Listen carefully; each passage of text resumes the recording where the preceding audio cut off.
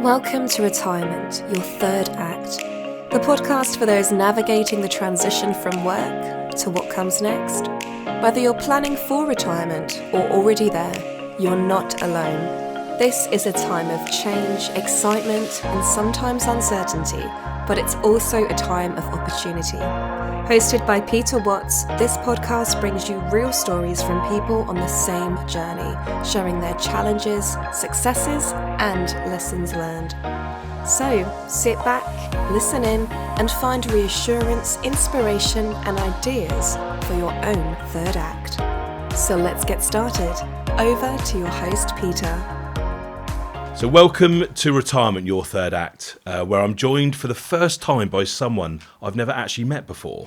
So this is a first for me, and actually I suppose when I was thinking about how I'm going to start, actually this could resonate with a lot of people and kind of link things in nicely with retirement, I suppose, because as we transition into our later part of life, we may be pushing the boundaries, have to be brave and trying new things. So this is most definitely a first for me, and taking me out of my comfort zone. But today I'm joined by someone who really lives and breathes what this podcast is all about. Maggy Pigott is the author of How to Age Joyfully, a brilliant little book packed with energy, optimism and practical advice. And after a 37-year career in the civil service, Maggy's retirement has been anything but quiet. She's taken up dancing, written a book, which we're going to talk about shortly, and become a real advocate for positive ageing. I'm so pleased to have her here to share her story and her take on what this third act of life can really look like. So Maggy, welcome. Thank you here so we much. go. Thank you. And actually, for those people that are watching on YouTube, apologies for the people that may be listening to this audibly because they wouldn't see, but we're on a different venue today. So I'd just like to quickly thank Westminster Podcast Studio for having us here today.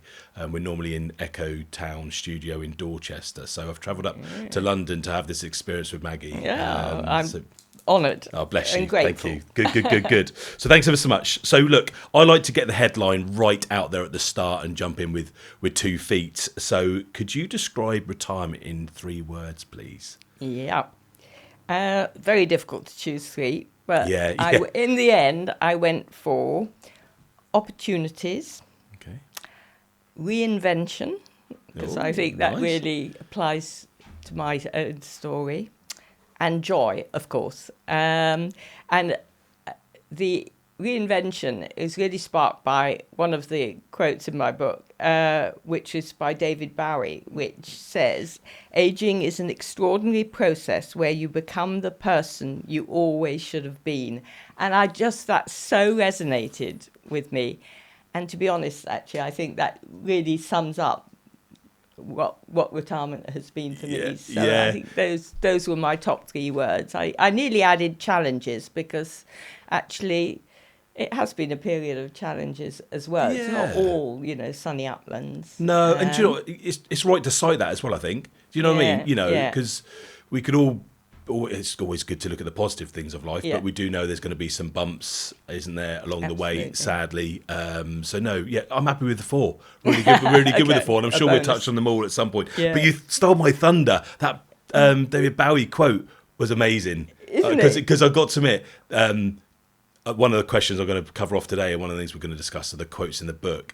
Brilliant, amazing. So I want to ask you lots of questions about that one, but that one was one of the main ones that really resonated with me. Just rang. As soon as you listen to it, you go, yeah, it makes total sense. Isn't it brilliant? Really sense. Yeah. When I first read it, I just thought, oh God, this just says it all, really. Yeah. It absolutely should have been on the back cover, really. But it really That's time for another book. Maybe. Next time. So look, so we're going to be talking about your third act, but before we get there, let's spend some time on your first act and your second act. So for people who don't know you, could you tell us a little bit about you and your background, please? Well, working backwards, I'm going to be 74 next month. Oh, you were. And last week we celebrated, Tim and I, our 47th wedding anniversary. Oh, congratulations. So 74 and 47. Yeah. It's we have 2 children now in their 40s. Would you believe? I cannot believe it. But one's a civil servant, like I was, and one was in the charity sector. Back in the last century, I qualified as a barrister. Went into the government legal service because I didn't want to practice as an independent barrister, and stayed there, as you mentioned, for 37 years. Yeah. Started working flexibly when I had children, and job sharing, and had a partner, and we job shared for 23 years in 7 different jobs, getting promotion along the way, moving around the department, the Ministry of Justice and its predecessors. And I ended up with Judith as Joint Chief Executive Officer of the training organisation for the judiciary, the Judicial Studies Board, which was my last job. Wow, what an achievement, Maggie. Which was fantastic. And then icing on the cake was getting a CBE when I retired, which was just amazing and just real thrill. One of my proudest moments. I bet. So, and then you must have seen so much change during your time there. Yeah. And when you mentioned job share, that resonates with a lot of us nowadays and flexi working. But back then, that wouldn't have been words that would have been used to. So, it would have been probably a challenge to work that way. It was. In fact, we were, I think, the first people in the department to job share, and we'd never heard of it. No. It was our enlightened boss, a man, who suggested it, as we were actually both working part-time, Judith and I, in the same room, and he needed to fill a full-time vacancy. So he just said, well, why don't you two get together and do it together full-time? He didn't realise he started a huge trend. And I mean, there were no policies, there was nothing. We just made it up as we went along. Oh, how brilliant. And we thought, well, we'll just give it a go and see how it works. Yeah. And we never looked back. It was just wonderful. And over flexible working, it's just the best way of working, because we each did 3 days, overlapped on the Wednesday. Okay. And when you go off on the Wednesday night, you say bye, and then you just have 4 days hand at over home, and you could just enjoy your 4 days. With the children, was that okay? Yeah. Knowing that actually the job is covered, whereas when you work part-time, you always have that angst, really. You know you're going to be going back, and the same tasks are left on the desk on the tick list. Exactly so. So it was a huge privilege, and I'm ever thankful to the department who allowed us to do that and get promotion together and move around the department. Yeah, exactly. Yeah, so a real partnership in a way. It was two heads are better than one. It was just wonderful. Yeah, exactly. Did you ever, once the children had grown older, did either of you ever kind of consider, did you go back to full time? Or did you jobs? You didn't? No. Because it worked so well. Lots of people said, oh, do you want to go back full time? I thought, no way. Because by that time, even as the children, when they're teens or whatever, it's still nice to have that time with them. Yeah. And I had other interests that I wanted to do. And then by that time, my mother was getting older, and then she got dementia. And so there was a certain amount of caring to be done. Yeah. But I just loved having that time to myself. Yeah. And it was so wonderful having another person that you could work with, that you could bounce ideas off, that you could collaborate together. Rely on. It was brilliant. So I never wanted to go back full time. I wouldn't have thought of it. And fortunately, my husband was earning then, so we weren't driven to it financially. Yeah. So I thought, well, no, never go back full time. That's so nice to hear. What a trailblazer. I'm glad I picked up on that, because we do go flexi working, and it's the thing, and job sharing, and you actually know back in the time. And that was one of the reasons I actually got the CBE, was because of all the work I did on job sharing in role modelling and training and mentoring and taking part in research, and so that aspect of it was actually one of the reasons that we got the honour, which I thought was great. Tell me more about that, though. Do you know, it would be so wrong of me if I just skipped over that and carried on talking about the retirement, the third act kind of stuff. So just, if you wouldn't mind, what was the... it was an unforgettable day. Judith and I decided we'd pick the same day to go to the palace, and it was Prince Charles, of course, king now, who gave it to us, and he was a bit thrown, because when I went after Judith, he said, oh, another one from the Ministry of Justice? We never usually get two people in the same department. Did he? Did he say that? Did he? At sea level, because okay. So I said, we've got it because of job. So we had a little chat about the job sharing, and I even managed to talk to him about dancing tango as well. I don't know how I got transition into that. I can't now remember how I did, but I did, and it was just the most wonderful day. Yeah, a real honour. Yeah, yeah. And really. And does it? Sorry, being a bit naive, I suppose. Does it stop like once you get that designation after your name, or do what happens next? Is it nothing really. I found it's been helpful in respect of the. We'll probably touch on this later, but in respect of the charities that I work for, because to have somebody who has letters after their name just raises the profile, I think, a bit of the organisation. Yeah. But apart from that, no, it's. I don't think it's anything else except personal. Well, what a great honour, though. But personal thing and also, I suppose it may have helped a bit because I did apply and was again delighted to be chosen to sit on the Public Service Honours Committee. Oh, okay. Which bestows honours on other people, and I think having an honour oneself obviously must have helped, I suppose, a bit. And I served on that committee for 6 years. God, how interesting! And that was lovely, being able to give to others. Because you know how special it would have been, wouldn't you? The day, the moment, receiving the notification. Yeah. Wow, you know how important it is to people, and it was just such a feel-good job. I mean, there are not many jobs that are feel-good, but that's a voluntary job. But I've been on a committee as well. Sometimes committees are a bit of a drag, but that would have been probably one of the best committees to ever be on. Because of the positivity you would have seen. Wonderful 6 years, just twice a year. But was it really inspiring to see I take it you were getting stories from people and people that were putting people forward. Incredible. Was it? It was hugely, well, two things. One, it was hugely fulfilling, but also it was so humbling to see what amazing voluntary work people do. Yeah. I mean, for 30, 40 years in the mountain rescue or lifeboats or whatever, charities of the homeless, whatever it was. Or also we did lawyers and other local government, various other things as well. But it was the most incredible thing. It really restored your faith in humankind. When you think what a depressing world it is, you only had to read those hundreds of nominations, and you just think how wonderful people are and how many good people there are out there doing phenomenal things. Yeah. So it was a real privilege, and I'm thrilled. I've just been invited to now join the Overseas and International Honours Committee. Oh, okay. So what is that? Is that UK? That's people. I don't know about it yet, because the first. But you continue in that theme. You're continuing along that. But it's people, I think, who are doing the one I'm dealing with, I think, is voluntary work of people who are either doing it overseas in British territories. But I shall find out more. All the good news stories. That's your vitamin D for the day, isn't it? Brilliant. So we'll continue it, which is lovely, because I do miss it, although it was an awful lot of work. I bet busy. I can imagine. Look, pulling us back, sadly. Yes, sorry. No, it's all good. It's all good.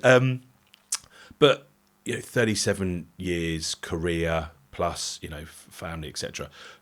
Your transition into retirement, would you just mind talking to us a little bit about how that worked for you? Because I'm meeting, everybody's very different, although they might follow the same thread. It might be that they go straight away from full-time into retirement, or Richard, a previous guest, talked about backing off, so going from 5 days to 4 days to 3, and then having the whole week off, which was lovely for him. So just talk to us a little bit about how your transition went from work to... Well, the transition actually wasn't great, because I actually retired at 59, so that's coming up 15 years ago now. And it was earlier than I wanted. I hadn't intended to retire then, but I wasn't well. I hadn't been well for quite a long time, and I'd gone back even more part-time than job sharing. But it really wasn't working, not in the CEO role, and it wasn't fair on my job share really. Right, okay. So I actually retired earlier, and it was really tough, actually, the transition, because, I'd lost my job, which I loved. I'd lost status. I'd lost the fulfillment. I'd lost my colleagues, and I'd lost a sort of packed diary doing lots of interesting things. And then suddenly I was at home not feeling well with a completely empty diary apart from hospital appointments. So it was a really that's tough... where that challenging kind of word, the fourth word, comes in, I suppose. I wasn't expecting you to say anything like that. That must have been... it was not good, and I was really quite depressed. And really wondered what was going to happen, and was I going to get to feel better, and how was it going to turn out? So that was difficult for a time, but gradually, fortunately, good medical care, etc., and time, I got better. And then once I started feeling more normal again, I could start thinking about the future and what lay in store, and what did I want to do with the next, hopefully, sort of few decades. But it wasn't easy. I think it was made easier by the fact, as I mentioned, that I was only working 3 days a week before. And unlike, as you said, if you go for, I think, from 5 days, that could you're depressed anyway, but you could have even been because it would have been the carpet's been pulled away from you. At least I had got some knowledge of what it was like not to work a 5-6 day week that a lot of people don't get, and I think that would certainly be one of my recommendations, that if you can phase it. I think that, I hear that a lot. I do hear that helps a lot. But and during that really tough time, family, I take it, friends really clubbed together, help and support there, or everybody was absolutely amazing. I mean, even my work and my job share, my friends, my family, everybody was great. I couldn't have asked for more, but it's quite a change, because it's a change enough, and then not feeling well on top of it. It was not good. No. But fortunately, one manages it. And one of the we'll perhaps come on to that. But one of the things that upset me a lot was I had only just discovered dancing about 2 years before I retired, and was absolutely loving it and dancing, 2 or 3 times a week. And of course, I wasn't well enough to dance, so I had to give that up. But you went back to it, though. You found it and went all in again, didn't you? I think. Well, so going, I don't want to spend too long on that horrible period of your life there. But when did the book come into your life? When was there a light bulb moment? Because I take it at that time you may have been wondering about what your future actually looked like, and now here we are today in Westminster recording a podcast and going about how to age joyfully. So when did that? Well, I think it probably played a part, because I started feeling better, and then I joined this amazing charity called Open Age, which is a London-based charity which does lots of physical, cultural learning activities for people over 50, although most people are in their 70s, 80s, actually. And that made me feel better. But I also met a huge number of people who seemed to have a really positive attitude to ageing, despite being actually in quite difficult circumstances themselves, either their health or financially. And it got me really interested in what makes for successful aging, why some people seem to thrive despite not having it all, and other people don't seem to thrive in retirement as they age, despite having all the money in the world. So I started reading about it and thought there was a bit of a gap in the market about positive aging. So initially, I didn't think about a book at all.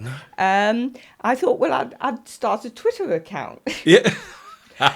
So I joined Twitter. Did you? How long ago was this? This was in my early 12 years ago. I didn't really know. I don't know how long Twitter's been going on for, but you were maybe one of the first almost. It was a long time ago. Yeah. And so I taught myself how to do Twitter, and I started my Age Joyfully at Aging Better.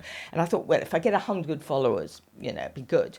But currently I have over 8,000. Do you? 8,000 followers. Wow, okay. Congratulations. I know, it's amazing. So I thought, well, there really is a bit of a gap in giving inspiration, information on how to age better, what's good about aging. Yeah. But then a lot of what I hadn't factored in was that actually a lot of older people don't like Twitter, fear Twitter. Do you know what? I didn't know how to bring that up, but you're exactly right. What was the audience? What was your audience? Well, actually, it was a lot of organisations like the World Health Organisation or Age UK. Maggie, that's brilliant. I mean, I did have a few individuals, but actually I had more medical things and charities and this. So a lot of people at Open Age and friends said, well, why don't you write a book? Because, older people like to read books. And I thought, well, I've never written a book, But then I thought, well, I'm retired, I've got the time. Yeah. So I thought, well, I can have a try. If it doesn't work, it doesn't work. Yeah. So I started reading more, researching, talking to people. About 2 years later, this draft was there. And I thought, well, I'll just submit it. I didn't have an agent or anything. I just found my first choice publisher because I had a particular vision in mind for the book. I wanted it to be something very accessible and light-hearted and easy to read, but based on research and evidence, but without all the footnotes and references, which a lot of these aging books have. And I thought, well, it's not really. I want something more light. Yeah, exactly. Yeah. So I picked the publisher I thought would be great for that and sent it in. Heard nothing for 5.5 months, couple of chasers, and then they offered me a deal, and I just couldn't believe it. Oh yeah, what a feeling that. And also at the same time, okay, this is now going to happen, I suppose, as well. And of course I knew nothing about publishing. No, absolutely nothing. No. So it was all, but anyway, eventually, age 68 in 2019, the book was published. Yeah, and amazing, which is amazing. I still can't quite believe it. No. I still can't quite believe it. And it's currently about to appear in Arabic, actually. Is it? Yeah. So that's a curveball. Is it just in English or is it in other languages? No, it's only in English. It's only English, far, and it's going to go. Okay. They bought the rights, and it's being translated. And do you know what that is? Jeez, wow. Yeah, I'm waiting for the book tour. Peter. Waiting for the invitation. You heard it here first. Okay, that's so good. Because do you know what? When I read and listened, so I listened to it on Audible as I'm walking the dog in the mornings, and do you know what? All of a sudden there's a light bulb moment going, Pete, this isn't a book about retirement. This isn't a book about later life. This is a manual for life. And a lot of the steps and the guidance that you go through honestly really resonated with me at 44. So I think any age, anybody could pick it up and they're going to get something out of it. So yeah, for me, it was really, really interesting and a really good listen or a really good read. And I have seen some of the literature. So I'm going to kind of jump ahead of myself and then kind of come back for a minute. But we talked about David Bowie's quote. One of the things I really love quotes. I really love quotes. I love quotes. I just wish I had the memory for them, that I could just be in a natural conversation and it just pops into my head and I say it out loud. Honestly, it's one of I can't. poor traits really, but just the book is full of brilliant quotes. Did that come from you? Was that from the publisher? Yeah. Did you tell me more about that? Well, I like you, Peter, I really love quotes, and I had come across them obviously just generally, and I just thought it'd be really good to make the whole thing based around some really uplifting quotes from Aristotle to Oprah Winfrey to whoever. So, and then I thought, well, the book's got sort of over 100 tips, practical tips in it. And I thought, well, wouldn't it be great if I could almost find one quote that matched every tip or everything and every topic in each step. So that took months and months and months to find them, pick the best ones, match them with what I was saying.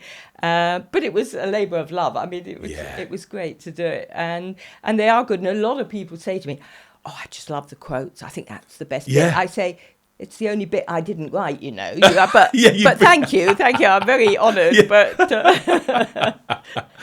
brilliant. Good. And the artwork. And the artwork's really fun as well. And so, did you find or was that the publisher? No, that was my subsidiary Summersdale who published it, and they just did. I thought they did a fabulous job on the design of it and the fonts, the colours, the illustrations. Really do it well. It is lovely. The only thing involvement I had in it is I did say I would like the cover to be yellow if possible, and I chose the 8 colours for the 8 steps because I wanted each step to be in a different colour. Okay. So I asked if they could do that, but that was my total suggestion, and it was all down to them. I mean, basically they did what they. I suppose they're the professionals. They know what's what they did. Job. Yeah. I mean, it does look lovely. Yeah. So in the book, you're right. You cover off and talk about 8 steps to lead to a fuller and a happier life. Could you give us a quick summary of what they are? Yeah.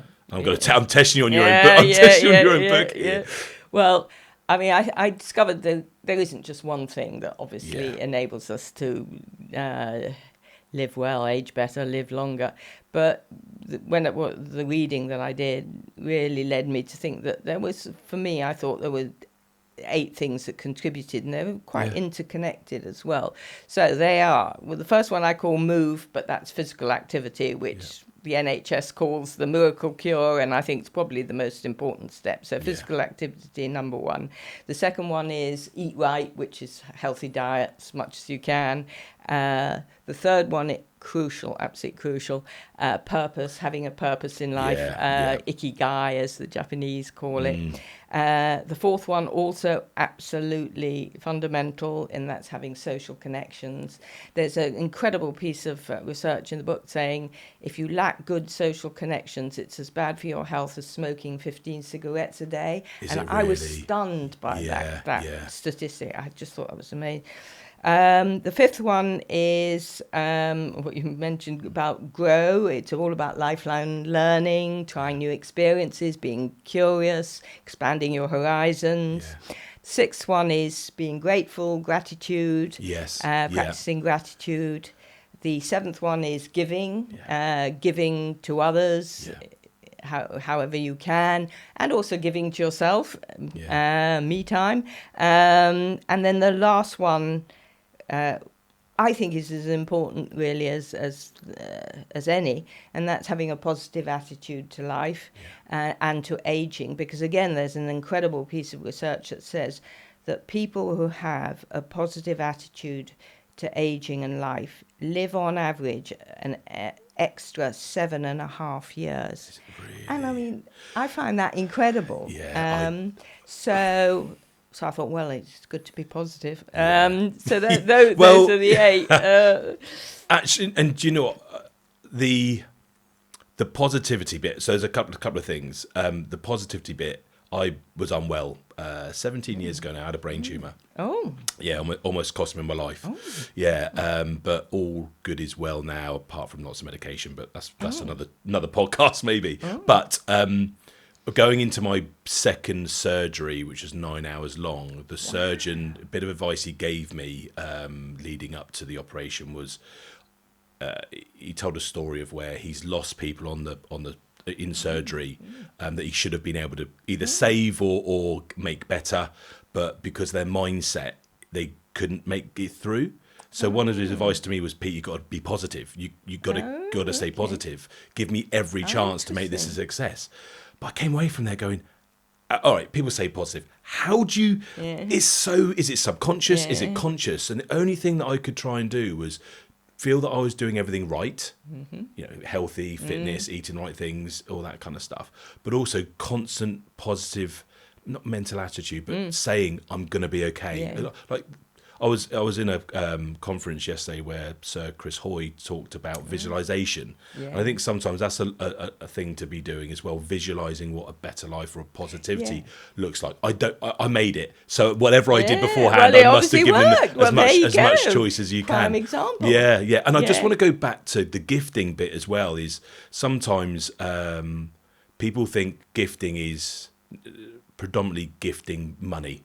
And for people that may not have the money to be able to gift, and I constantly have to remind people that sometimes it's giving our time, and that can link into them being purposeful, volunteering. It's something I would love to do with my work. Well, I say work, but with my own personal experiences with being under the NHS and having surgery and having continuous care, is the amount of volunteers that are in that service that keep it going. And I'd really like to give something back. So when I do have time, that'll be my gift. And I think that could then tick off a lot of those for me. And I know I don't move a lot in my job. I'm very sedentary, but I'm thinking I'll be moving. If I'm a porter, do you know what I mean? Or transfer, I'll be moving. Tick, you might have to help me with your 80 steps here. Purpose, I'm there. I might have a lunch break, so I might be able to eat well. All those things you've kind of listed. Social connections. Social connections, with the people that you're helping. So I really, just by doing that one, I say simple thing, but being brave and reaching out and maybe going into a gift shop or a charity shop or supporting a local charity, and I being the kind of business we are, we do get lots of people reaching out to any chance of a donation, and I'm constantly saying, well, I'll tell you what, we'll give you our time. So we've worked, given a day of our time, we will go work with a charity to move some filing cabinets around, or clean a room, or try and support their staff in something, because our hourly rates, etc., could mount up to a lot of money, and predominantly some of these charities don't have the manpower. So I pick up on that. I think it's really important people realise. 100% agree, and I think it giving, as you say, it could be just chatting to somebody in the bus queue that looks lonely and depressed or something, or just phoning up somebody you haven't heard from for a while. It doesn't have to be big. It can be anything. There is a quote in the book, and I'm misquoting it, about do what you can where you are, with what you have. And I think that's so true. And if you can volunteer on a regular basis, that's one of the joys of retirement, that you do have that time to do. And as you say, it ticks so many of the boxes of the 8 steps of connection and purpose and everything. As the research shows, the people who give get back as they get rewarded. They do. I've got back more, I'm sure, from my trusteeships that I've had. I was on the board of Open Age for 9 years, and I got more back from that than what I gave as vice chair. Much more, actually. It was wonderful. So I would certainly recommend volunteering to anybody. Thank you. Yeah, me too. I can't wait for retirement. For retirement. But look, later life. So I know you're big into dancing. Tango, ballet.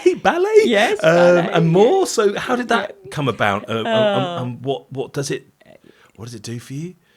Dancing really has been my passion, I think. And I only discovered it in my late 50s, a Latin dance class in my local gym, but just fell in love with it immediately. I'm totally hopeless. Don't get me wrong. I have lousy memory for steps, and really I'm not good, but I just loved it. And then I discovered Argentine tango, which absolutely became an addiction. Did it? Oh, yeah. Most people who take up Argentine tango get addicted. Some people dance 5 or 6 times a week. Literally, I didn't such quite a buzz, go that far, but it was wonderful, and I did that. But I also then did ballet, and then I've tried a bit of belly dancing, flamenco, tap, even hip hop for the over 60s.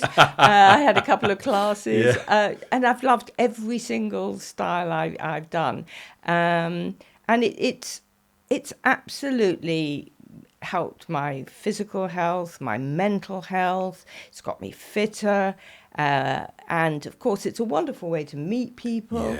And the research again shows that it is absolutely brilliant for your mental health and your physical health.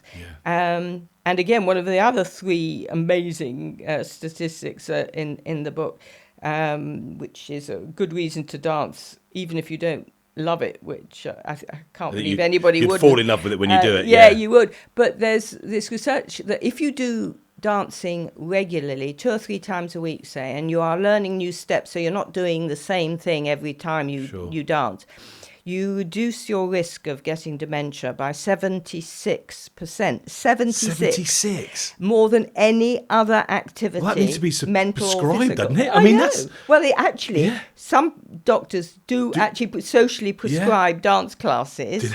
And there are now classes for dancing for Parkinson's, dementia, cancer sufferers. And it is absolutely brilliant. That's really good to know. It is, really, and anybody can do it. You don't have to be good. It's nothing about being good. It's the joy. It's all of it, isn't it? Like you said, the connection, the music, the rhythm, the moving. It's just so important. If I had to give one tip for having aging joyfully, I would say take up dancing. Even if you've got 2 left feet, which I have. Even if you just do it in your own home. And again, I can't remember the research. Oh, I know. Peter Lovett, Dr. Dance, said that if you do 10 minutes of dancing, even at home, literally in your bedroom, that's all the exercise you need. Is it really? You don't actually need to do anything else. You just do 10 minutes of moving around, and that will fulfill your exercise needs. So there we go. So when I'm dancing, when my wife's dancing in the kitchen with the mop, that's the it. 10 minutes, I can tell her she's doing well. That dimension. So my mantra is: you don't stop dancing because you get old. You get old because you stop dancing. I think that's in the book, isn't it? I love that. Maggie is so good at remembering all these quotes and the research as well, which is obviously so important, isn't it? Because it's backed up. That's really good. Would you mind if we just moved on? I'd like to spend just a little bit of time talking about the groups that you work with, because it sounds as though they've been an integral part to your life. So that's Open Age and Sage Dance as well? Well, Sage... Or do you just mind talking just a little bit? I mean, Open Age is, as I say, it's a wonderful charity, which pre-pandemic, we had about 5,000 members just in London. And we ran about 400 hours of activities a week. In everything from philosophy to creative writing to languages to Zumba, you name it, we did it. And it was absolutely, and the classes cost £1 an hour, paid tutors, Pilates, everything. Wow. And we have classes for men, classes for unpaid carers, we'd provide a buddy, transport. It's the most accessible to all. Exactly.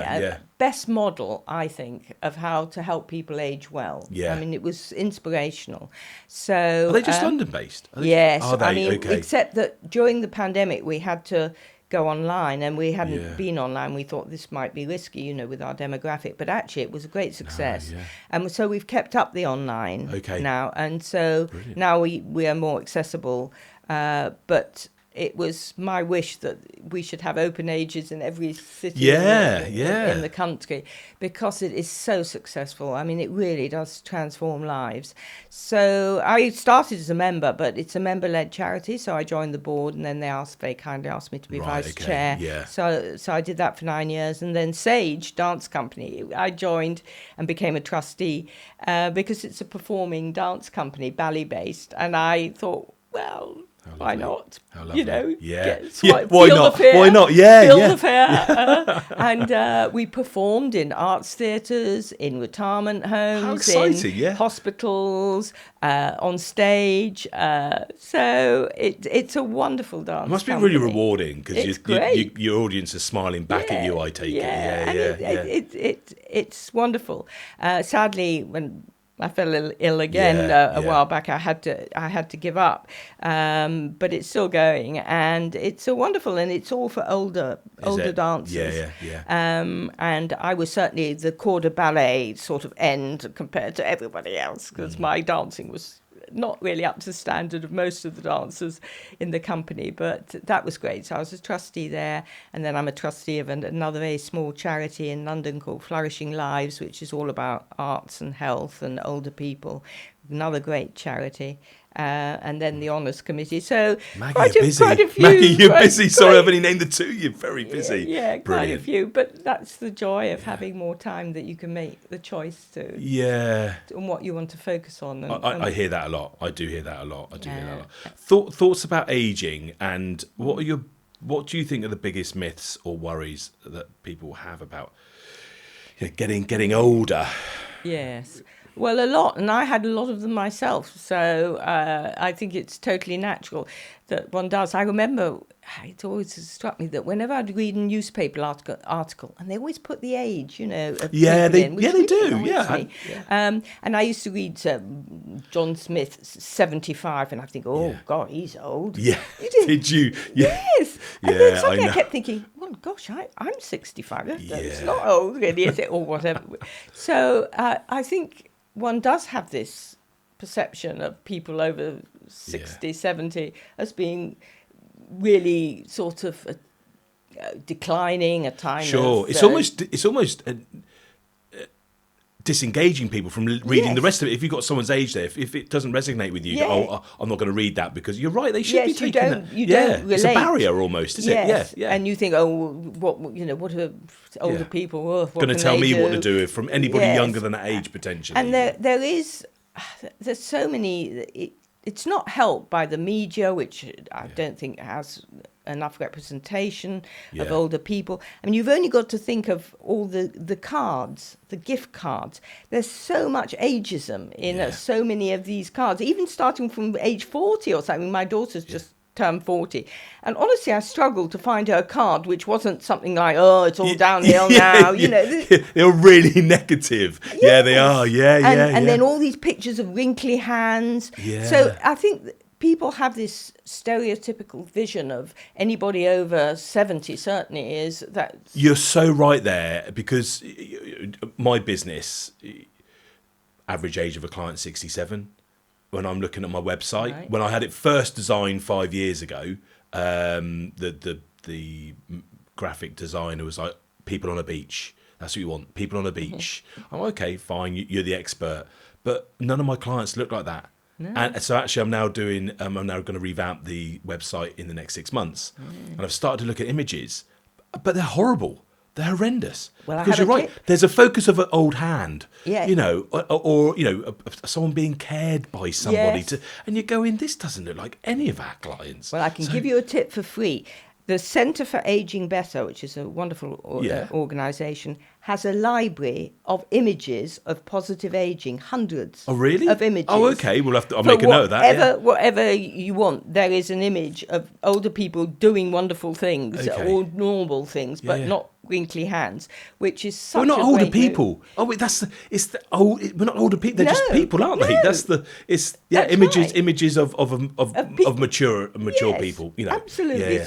I think that people have a very negative view on the whole, and of course it's reinforced by all these not seeing older people doing things, whereas the reality is actually quite different. I mean, just thinking of my world, you don't have to retire from being a judge of the Supreme Court until you're 75, and when you think of the responsibility of being a Supreme Court judge, and the retirement age has gone up to 75.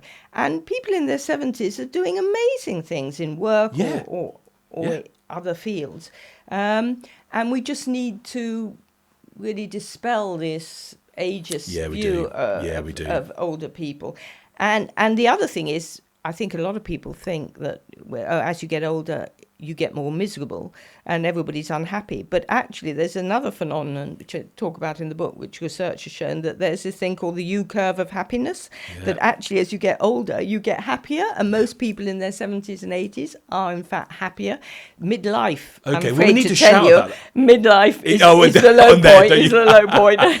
No, yeah, but we need to shout about that, though, don't we? We Yeah. need to shout out about the positivity, Exactly. how people are happier later in life. Yeah, most because definitely. on the whole, till your 90s, I think, Yeah. it's good, and we really do need to shout about it, because it's not true. It's not a realistic picture. For anybody that's trying to, really wanted to get, because purpose is big in retirement. I get that from a lot of people I talk to, finding purpose, what's purposeful for them. And it can mean, the interesting thing for me, when you start talking to more and more people, it can be from helping and supporting others in a charity to, it doesn't have to be massive. It doesn't have to be a huge, I want to walk the Great Wall of China. It can be just, do you know what, I want to spend 5 minutes picking up my favourite book and having a read. Yeah. So it could be tiny little things.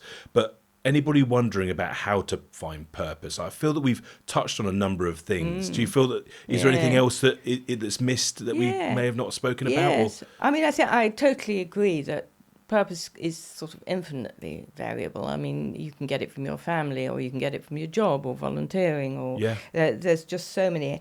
I mean, I think if you don't know, or you don't think you've got a purpose, especially once you retire, if your job was your purpose, which for a lot of people, I think it is. I would suggest that you try and think of a passion, find your passion. Like dancing gave me a purpose, the performances gave me a purpose, but find something that you love or to do, or you used to love to do and you didn't have time to do it because of working. Try new things, and if you do experiment with things you might not think you like at all. I mean, I found, just one off, I tried clay sculpture and I just found I adored it. And now that's one of the things, when I have time, I want to go back and do another course on clay sculpture. And I never in a million years would have thought that might be something I would enjoy, or singing, or whatever. And again, certainly in later life, I would suggest that trying something creative is really important, because I was the most uncreative person on this planet for most of my life. I did nothing until I retired, and then there's been the writing and the dancing. Non-stop. And there, again, research shows that there is a link between creativity and successful aging. So creativity, I think, can be hugely beneficial, and there's so many things that one can do on the creative side. So I would suggest that might be good. And then we've obviously touched on volunteering, but I think that's a wonderful way to get a purpose in life. But yes, opportunity. I hear. You just a huge, great big ocean of opportunity. Try lots of things, make lots of mistakes, try things, and you might find something that you love, and go back to things, isn't it? So I love drawing. I did A-level arts, but don't ever get time to. So I've got myself a new sketchbook, and just of an evening, I'll just occasionally do a couple of doodles, and I love it. And just it's so important just to. And you can just take it to the next level and things. And I might do a course at some point. So exactly, I've got some friends who've done exactly that. They've taken art courses, and they now have huge pleasure from.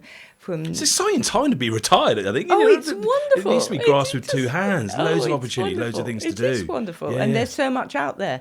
So many courses you can do, so many things, even just on YouTube. I mean, you don't have to sign up for a course. No. I mean, we're very lucky in London with things like Morley College and City Lit and other organisations. But you can do things online, and there are so many community courses anywhere, everywhere. Everything's accessible nowadays. Isn't it? There's no excuse, but it's just almost too much choice as to find what you want to do. But certainly, I think a lot of people, I would certainly find that family and friends is, and my new grandson is hugely. Oh, how lovely! How lovely! So look, I've time is against us, as it is in life. Actually, I suppose I've got to ask. Dame Judi Dench, who I adore. So do I. Her love for Shakespeare. She was the best M that James Bond has ever had. But she wrote the foreword for your book, didn't she? Yeah. How? I know that getting published was incredible. Getting Dame Judi was equally incredible. I still can't believe it. How? Well, it was through another wonderful man called Giles Brandreth. Okay, yeah. Who knows Judi Dench extremely well. Yeah. And one of my best friends knows Giles well. And so I wrote to him and just said, could you give me some advice as to the best way to contact Judi about the book? And because she's my role model of aging joyfully. Yeah. And also, I give 50% of the royalties from my book to the charity Open Age that I've mentioned. So I obviously it would be helpful to have somebody like her to write the foreword. Yeah. Anyway, I thought nothing's going to happen, just nothing. But anyway, he wrote to her and everything. And then a few weeks later, I got this email saying, and it's from Judi Dench's sex PA. Okay. And the email started, I'm really sorry. And I thought, yeah. And then I opened up the email because, I just saw the first line on the header. I opened up the email. I'm really sorry we have taken so long to reply to you. Dame Judi sent her apologies, but she was filming Cats, I think, at the time. But she has, read the book, thinks your attitude to retirement and this is a lot, and she would be delighted to write the foreword. Oh, jeez. What did you... I was actually standing in a theatre by the box office of a theatre when I opened it up, and I screamed. I actually... Did you? Yeah. I could not believe it. I was so thrilled, thrilled. Yeah, so special. It was so good of her to do it. And I think partly it was because I'm giving some of the... Quite rightly so, though. But do you know what I mean? Don't discredit what you... Do you know what I mean? And it's a huge achievement and a great book. And what great for her to put into the so lovely of her. Really, really, really lovely. Good. And she's a lovely person. Yeah. Lovely person. Good. So to wrap things up, I'm afraid, looking back at your third act so far, what's brought you the most joy? Ooh. If you can, how many? Choose. Yeah. I think spending more time with friends, family. My grandson's now just over a year old, and that has brought me huge joy and great thing to look forward to, helping him grow up and having time with him. I think writing the book has brought me huge joy, and the feedback I've had from people is lovely, and that's been so rewarding. And I suppose all my volunteering as well. I don't think I could choose just one. There must be a quote out there for living life to the fullest. There isn't anything you've not done. I don't think. There's an awful lot. I'm just grateful for the time you've come and spent with me today. It's been brilliant. Lot I've not done, but there's another quote which I do remember from the book, was Mae West. You only live once, but if you do it right, once is enough. So, and I think that's another brilliant quote. And I would say, have fun, embrace it, because you don't know how long you're going to be here for. No, you don't. No. So you just got to grab it and go for it and make the most of it and enjoy it. And it's a time when you can be a little bit selfish and have time for yourself finally after a whole life of working and family and parents and elderly parents and kids. And now you could really embrace life and make choices of what you want to do, what brings you joy, and that's wonderful. So, I know there's going to be, say, someone or a group of people or lots of people that hopefully will watch this episode and will, without doubt, be inspired. And be given that maybe that push, that little nudge to go, I can do that, I could do this. So just I just want to thank you so much for being willing to do this with me today. No. It's been amazing. It's been incredible. I've learnt a lot. So thank you. Anybody out there, I would most definitely recommend the book. Thank you. And just thank you so much for your time. Thank you very much. Well, thank you, Peter. Thank you. I've loved it. I've enjoyed every minute of it. And thank you for inviting me. It's been a real pleasure. Yeah. I hope you enjoyed this episode of Retirement, Your Third Act. If you liked what you heard, be sure to subscribe, like, and share it with others who might benefit. Until next time, take care.